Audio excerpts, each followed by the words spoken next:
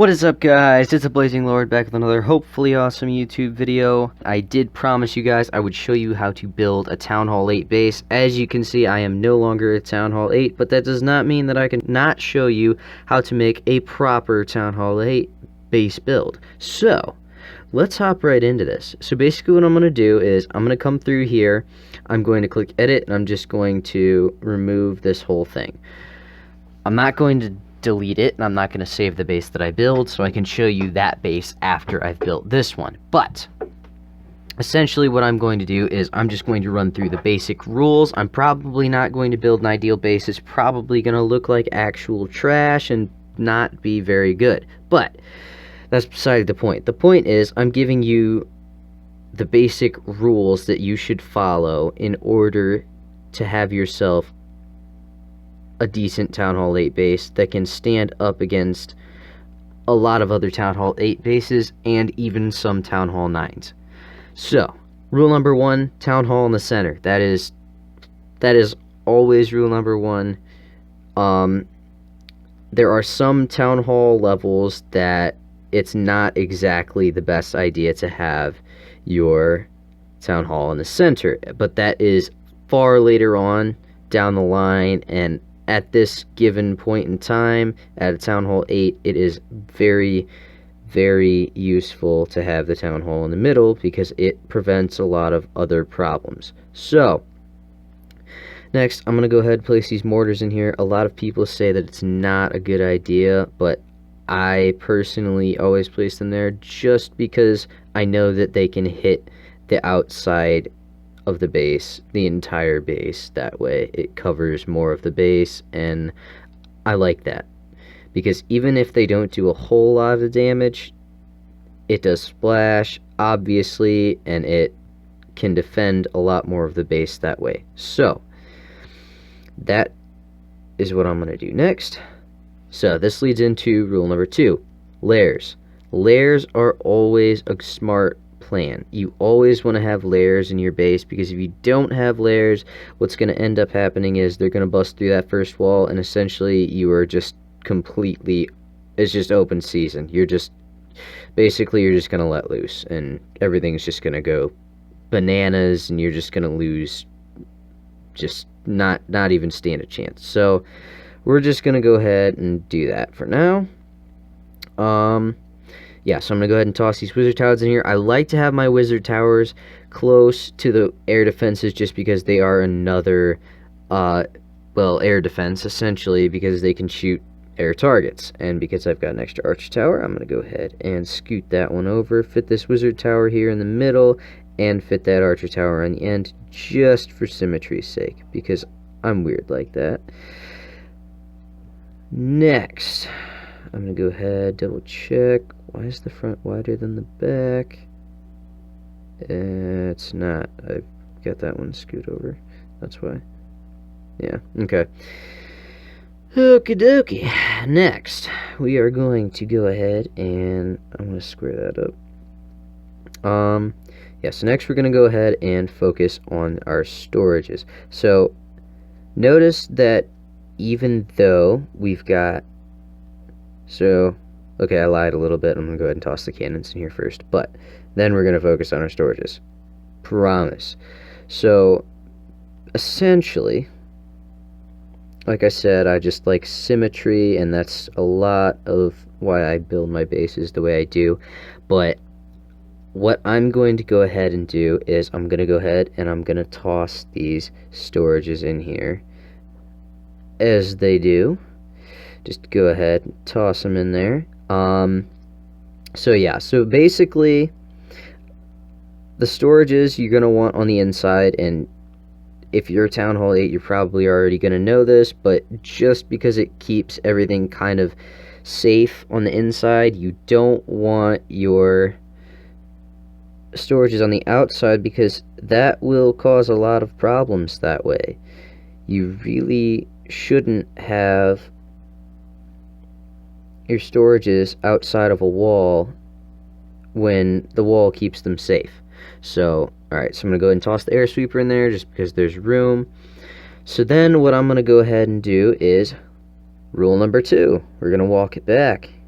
all the way back to rule number 2, right? Layers. Layers are essential for your base to come out good. So, we've got our layers, right? That's already 3 layers. Town Hall is a completely separate layer of its own. From there, what I'm going to do is we're going to go ahead and take a look through. What all do we have here that probably should be defended? Well, let's go ahead and take a look. We've got a couple more storages in here. It's not ideal to have storages that are not inside the wall, but because of the way that this is laid out, I'm just going to go ahead and stick them outside the wall for the time being, and you'll see why in a minute. So, we do have a few extra defenses here that I can go ahead and stick in there, and I can add another layer. Not a very large compartment, granted, but it is an entirely separate layer, which is helpful. So, as you can see, we've got that extra layer there. From there, and actually, I think, because I've got it the way that I do, I think I might just make a point to scoot these out just a little bit more so I can do something else. Yeah, so if I scoot those out just slight bit more, and I'm going to go ahead and just do one on both sides so it's roughly symmetrical. There we go. So you can stick the Barbarian King in there. And what do you know? Now he's safe too, and he can defend that area along with those extra defenses, which is super nice because while they're focused on other things, he can come out and smash. BK smash. So, anyway, from there, what I like to do next, and this is totally personal preference, you don't have to do this at all, but I like to have my collectors on the outside of the base, like so. I like to have them all lined up along the edge because it keeps the defenses safe on the inside because they obviously have to get through the collectors before they can get there. So, gold collectors.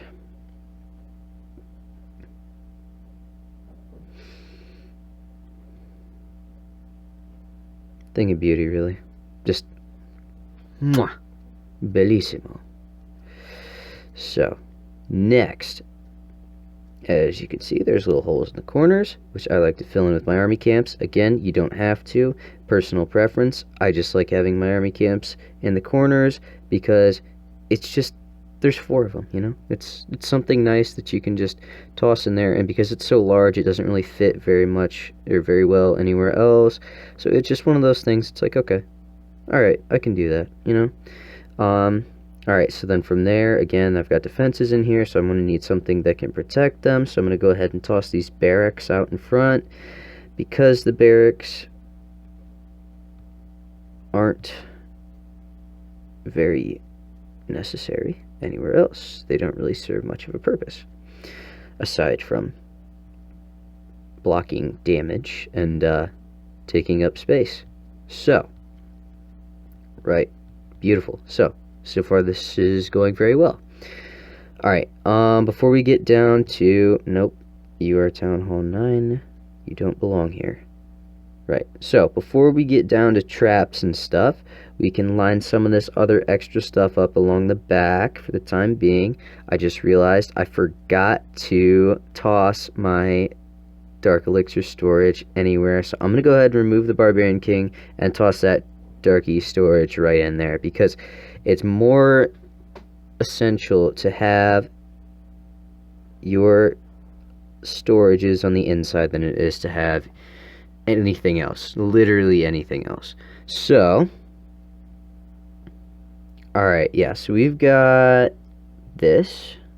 I'm going to go ahead and kind of separate these a little bit just because I know that when I stick this builder hut in here, it is not going to like the spacing, and I'm going to have to stick it forward, so it's going to add a really weird look to it. Yeah, so from there, I like sticking my builder huts in the corners. basically the only reason for that is because a lot of people don't check the corners when they start a battle. When they start an attack, they don't check the corners. And even if they do check the corners, a lot of times it is just a quick check, like, oh, yeah, it's there. And then they just kind of move on without having done anything about it because they're like, oh, I'll get those later. Well, sometimes when they take out one or two, later is too late because the base takes them so long, they're racing against the clock trying to get to those last builder huts, and they just can't make it. So it, it causes problems sometimes for them, which is exactly what we want. We don't want it to be easy for them because we don't want them to be able to take the base. We don't want a 3-star. So, alright, cool. So obviously it's not ideal to have the BK on the outside necessarily, but it's not the worst thing in the world. It's one of those things. Whatever. But with the remaining walls we have, we might be able to change that. We might be able to add an extra compartment, which, rule number 2, compartments. So we can do that. This thing of beauty. So awesome, look at that. So now the BK is not on the outside anymore, and we've got a whole extra compartment. So that is really sweet. Yeah, obviously, it's not symmetrical in that way. I could fix that if I want to, but it's just kind of a quick rundown. So it's not going to be super important that I do that. From there, because I have extra walls left over, I can go ahead and run some walls through here. Check this out, like, how cool is it when you can... No, don't, no. But how cool is it, though, when you can actually come through and add walls, like, in between places, It's a good feeling to be able to add extra compartments in the middle. Even if it doesn't seem like a lot, sometimes it changes the battle extremely. Just because, overall, it's one of those things where...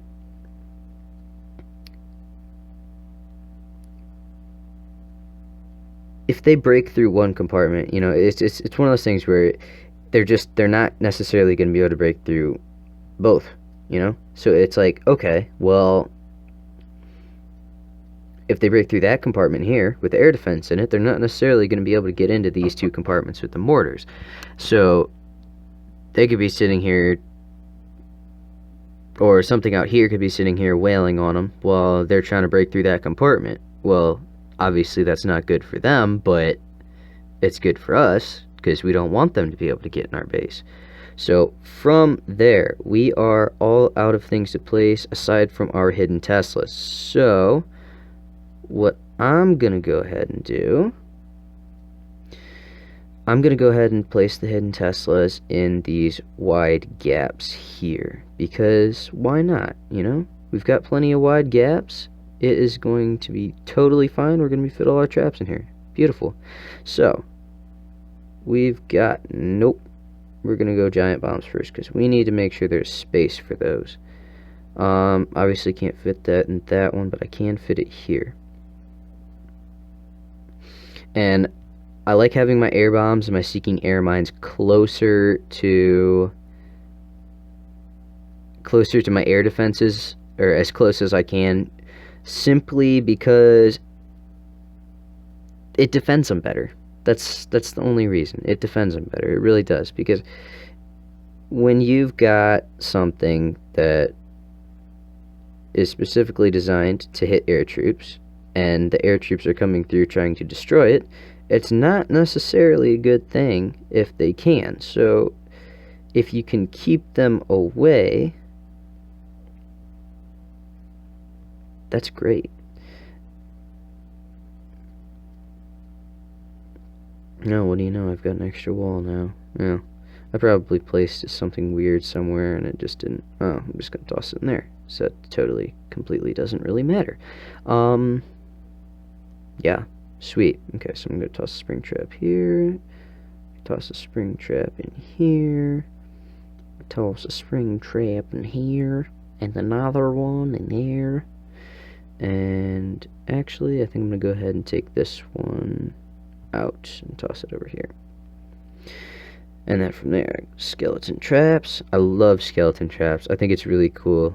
Just the idea of deploying skeletons to defend the base. Like, yeah, I love Larry's, so, you know, makes sense if you think about it. Alright, last giant bomb.